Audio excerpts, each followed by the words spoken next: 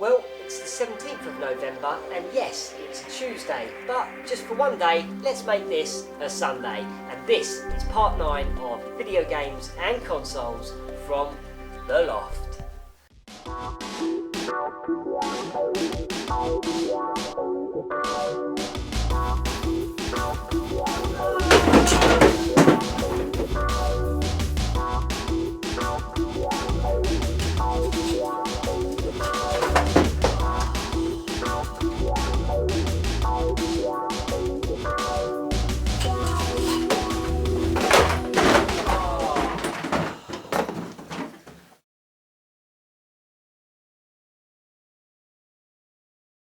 Well, good evening, and I'm really sorry for the late delay on this week's Sunday specials of video games and consoles from the loft. And if you saw my video game collection video number 4, then you would have seen that I was going to be reviewing these items here.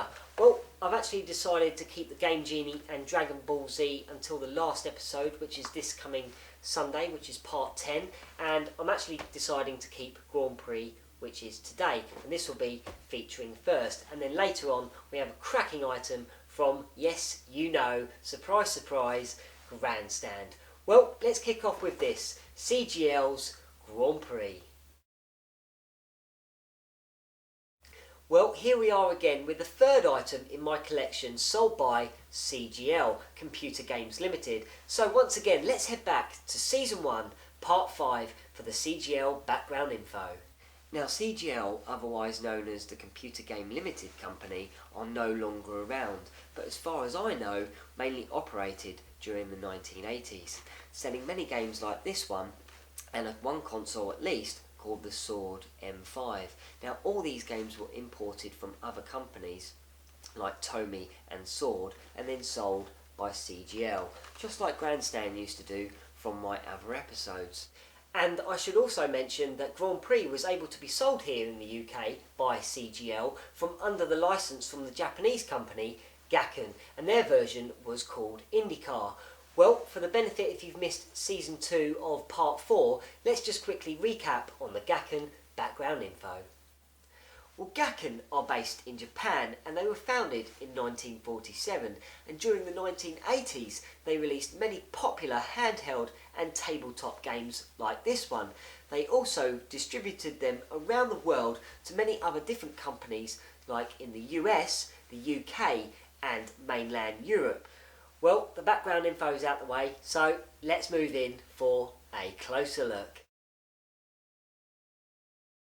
Well, we finally reached the unboxing, and as you can see, it's in pretty good condition, the box. It has good detailed instructions on the back of the box to tell you the instructions basically, just in case you've lost the instructions, which actually I haven't, and here they are, still in really good condition, and it's just the same sort of layout as on the back of the box. Well, let's get the game out of the polystyrene inserts, and as you can see, it's been shaped in that racing car style, and it looks extremely good and a good shape. Also looks like an intergalactic spaceship. You've got the instructions for the game on the back of the game as well, and in the battery compartment you need to fit 3 of those AA batteries, as there is no AC adapter port on this. You have an LCD screen with clear instructions around the sides. You have a great accelerator which pings back so you can slow down quickly while you're playing the game, which is good. You have an off switch, and you can move it to a time position or a lap position for 2 different modes of gameplay. You have a steering which is only left and right, and I think we're just about ready for some gameplay.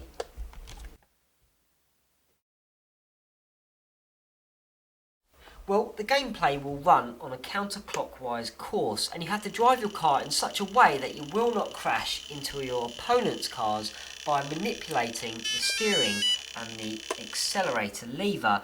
Your player's car can only move left and right and cannot move backwards and forwards. The movement of the opponent's cars makes the player's car look like it's actually moving itself. Now, there are 2 modes of gameplay to enjoy while playing this game. There is lap and then there is time. The object of lap is how many seconds you can take to drive over a fixed distance of 800 kilometers, and the object of time is how many kilometers you can drive within a fixed time of 140 seconds. Well, once again, this is another cracking item from Gakken. I love the way they've designed the game into this racing car body shape. It really looks nice and it fits the theme of the game extremely well.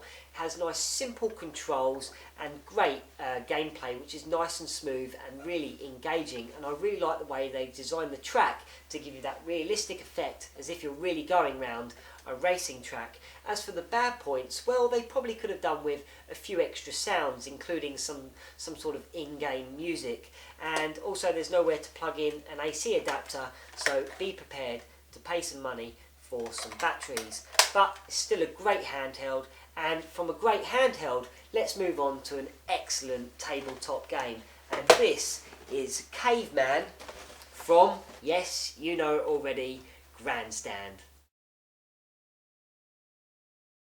Well, here we are again with yet another item sold by Grandstand here in the UK, and that happened in 1982 when this game was released.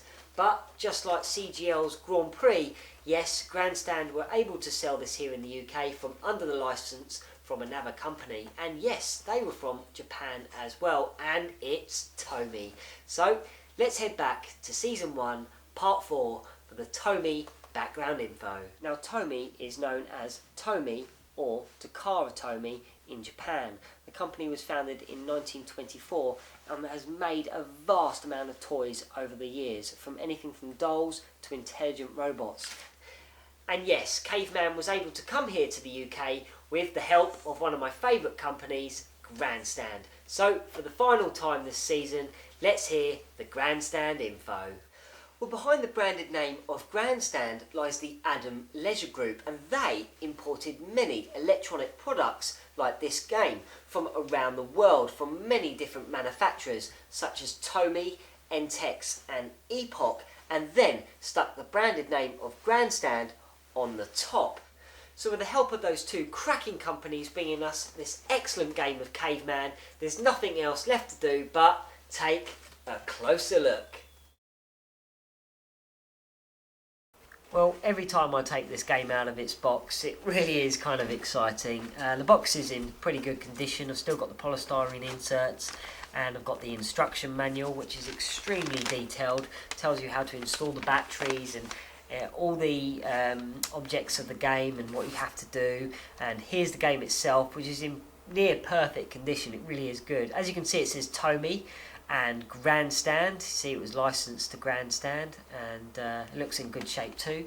And in the battery compartment, yes, you'll need to fit 4 of those lovely C batteries, but there is actually an AC adapter port on the right hand side. You've got the instructions on the bottom and a key as well, which is extremely handy. And if we look to the front of the game now, you can see that you can get your first glimpse on the characters and the scoring system. You have a left and right motion sort of paddle to move your character left and right. You have an amateur and pro setting, an on and off switch, a shoot and start button, and I think we're just about ready for some gameplay.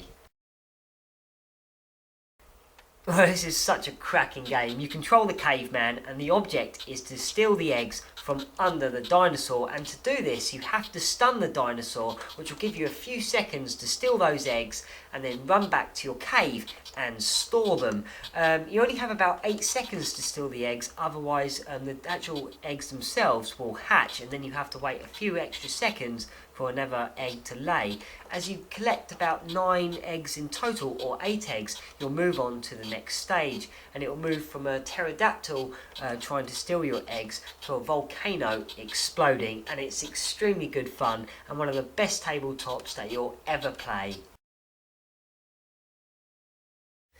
Well, I must just start off this summary by saying congratulations to Tomy for making this unbelievable game. This is probably one of their best and definitely one of my favourites. I love it when you turn on the game and you see those great characters in the background. They look extremely funny and you'll definitely laugh out loud.